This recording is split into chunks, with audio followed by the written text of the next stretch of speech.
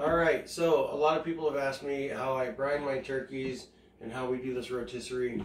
You probably saw my first video, hopefully, about how to prep the turkey skewer and the burn barrels. So in this video, what we're going to do is actually mix the brine and get our water measurements correct. So the first thing you do is take these turkeys here and put them in the container you're going to brine them in. Now, I'm not fancy, so I don't have any of those fancy buckets. We're going to brine our two turkeys right here. Now, I need enough water to cover these two turkeys. So you can see that they're still in their package. I'm just going to add water to this cooler and hopefully not make a huge mess until I have enough water to cover them. Alright, so not quite enough. We're going to need some more. The idea here is to get these turkeys completely submerged. As you can see, I can push them down and hold them down a little bit, but I think I need a little bit more water in there. We're measuring it this way so we don't overfill or make too much brine. That way we can get our turkeys here. Now, you might worry about these being refrigerated well enough. So what we do is we have a couple bags of ice. It's in a cooler. We just add some more ice to it. It'll stay in the refrigeration range typically, especially because it's winter and we put them on the north side of our house. The whole cooler will go out our front door to the north side of the house. Alright, so that's plenty of water to keep these two birds down. So now we know how much water we need. We're going to prep our brine and get it filled up and ready. Alright, so I'm no professional YouTuber and you're noticing some glitchy because we paused the video. But if you come over here and take a look, we've taken these birds out of the package and we've put them in there. We've taken all the packages out of them and the guts out of them and the neck. And then there's these right here, a little timer. You need to take the timer out. Take the timer out because we're going to rotisserie these so they don't need it. Anyway, both birds are in there. We've ladled out some of the water and put it in this pot over here because we don't want to boil all that water. It takes too much time. We get this to a boil and we start adding our aromatics for our brine. I'm going to have my wonderful camera lady, my wife Hillary, jump up here. This is the salt we're using. We're using this salt because I ordered salt online and wanted rock salt. And this is what they sent me. They sent me big rock salt. I was hoping for small rock salt, but check the sizes. Alright, so this seems like a lot of salt. It is. It's about 2 cups of salt. We're going to put it in here. We're going to spin it around. It's going to dissolve. What you're looking for is called a super saturated solution. I love to say that because it's really fun. But all it is you're trying to get as much salt in this little bit of water as you can. I have about 1.5 gallons of water in here. And we're going to put all of our aromatics right here in this. So as this is boiling and dissolving that salt, we're going to start adding our aromatics. Here's our aromatics. We'll go over each one. This is sage. It's about half a cup of sage. We'll go ahead and dump that in. We got some fresh thyme that we picked. We're going to go ahead and get that in. Just drop the whole thing in. This is rosemary, and it's a ton of rosemary. I'm not sure if I want to use all of it. So I think we're just going to use all of that and set that aside for some steak later maybe. Alright, then we have oregano. We're going to throw that in. We got some celery, onion cut in half, bay leaf. I like a lot of bay leaf. I think bay leaves are wonderful. They work well in a marinade, but they need to sit a long time. So they'll work good in this brine because we're going to brine this turkey for about 2 days, which I think is right around 40 hours, 48 hours, right? Mm-hmm. So in go the bay leaves. That's a lot, I know. Ginger, a few slices of ginger.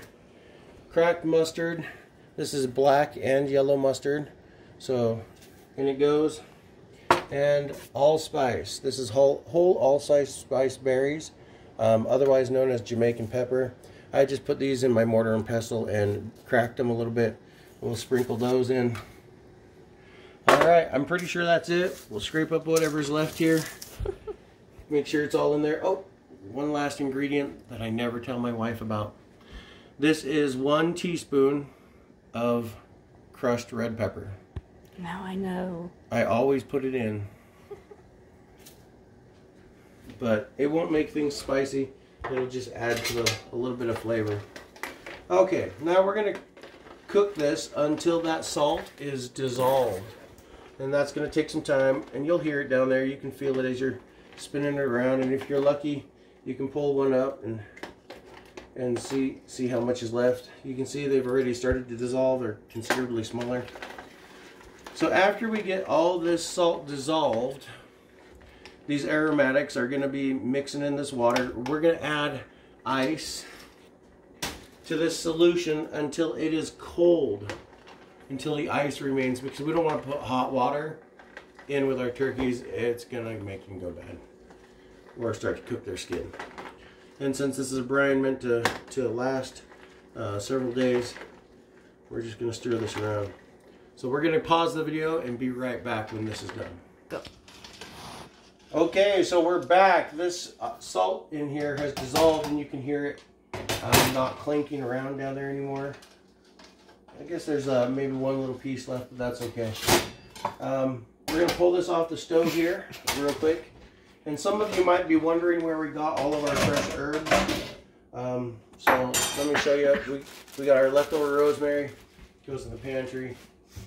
But over here, you can see back here, this is our rosemary, oregano, and thyme pot. And we got it from Lowe's. So we frequently just buy the plant and then grow it and then harvest it for this occasion. So we're going to go ahead and put ice in this now. And if you're wondering if it's salty, yes, I did taste it. It is extremely salty. Like too salty to actually eat. Alright, so we're going to just put ice in it until it's completely cold and there's ice left over.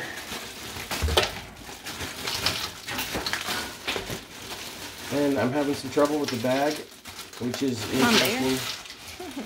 Alright, so we're just going to mix this around.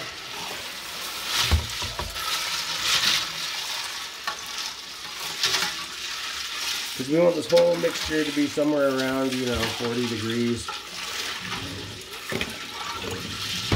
And right now it is at, well, that's not right. That was Celsius. Right now we're at 37-ish. So we're just going to cool everything down. All the ice is still melting, so we're going to go ahead and put some more in.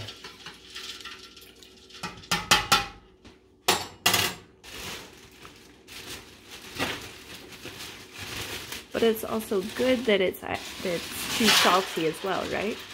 Right. So we put tons of salt in here, and obviously because we're going to mix it with the other water in the cooler, it's going to have a lot of salt in this. But when we put it in the cooler, it will mellow out a little bit. Now, as this is melting, the ice and cooling off, my wife said I probably should try to explain how it works, the brining process. As far as I understand, because there is a lot of salt in the water outside of the turkeys, it's going to suck all the water out of the turkeys and into the brine solution. And then once the water is out of the turkeys, the water goes back into the turkeys with the salt, and everything becomes one salty solution that is in balance. It won't have turkeys in there that don't have enough, that have too much or not enough salt. So the salt is really the key to this. It's that everything wants to be balanced in one way, so all the salt moves in and out of the bird. The water gets pretty consistent. We're at a nice 40 degrees now everywhere. So we're going to go ahead and add this back to our cooler. Go ahead and follow me over. Honestly, this makes the juiciest turkey you've ever had. Now, at this point, we really can't taste it because, well, it's got raw turkey in it, and we don't want to taste that. But we did before. So we did taste the brine beforehand, and before we contaminate it with the turkey. Yeah, don't. So this is it. We're going to take some more ice downstairs. We're going to put it on here. We're going to set it outside in a freezing environment. And we're going to let this sit until Saturday morning. And then we'll be back to show you our next steps of skewering these birds and getting them on the fire and how to set up the fire to get what you want. Cooking time is about 2 hours, so you don't be afraid of it. And if you have a bunch of kids, it's always fun to do it this way because they get to participate in the baking or cooking of the turkey in this case. Because it's rotisserie style. It's a rotisserie style, and we rotate it by hand.